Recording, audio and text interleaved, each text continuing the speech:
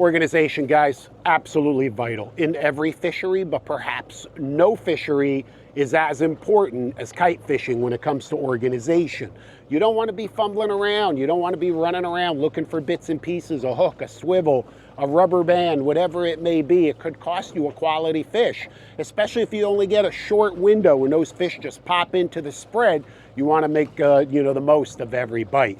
So I keep all of my kite gear in one container. Flambeau, Plano, whatever this is, it's always within arm's reach. Okay, so I'm never fumbling around. What am I bringing? Highliner utility cutters, really, really important. Okay, I can cut everything with these.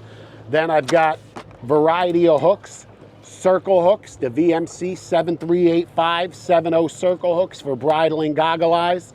I've got live bait hooks in both size 5.0 and 7.0. So if I'm fishing pilchards, thread fins, whatever it may be, and I want J hooks, I've got those covered. Rigging bands right at my fingertips, along with a whole bunch of rigging needles. You guys know I like these R&R rigging needles. I carry I don't know, it's probably a dozen of them in there, just in case they get lost. So that's real important. Balloons, of course, for helium. I've got small snap swivels, 75-pound snap swivels to attach the kite to the kite rod. 50-pound barrel swivels, highliner barrel swivels, ball bearing.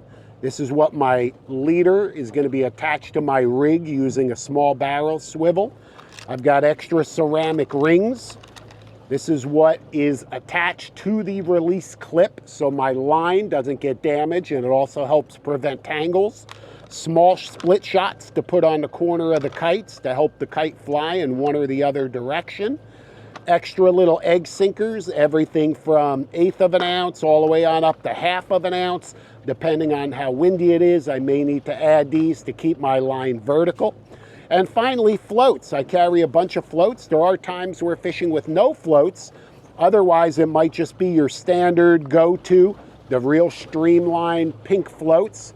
Or you can get even a little bit fancier and go to tri-colored floats, where each color indicates short, medium, long, makes it really easy to identify your lines and your baits against the horizon, and a big benefit, especially for beginners who are kite fishing.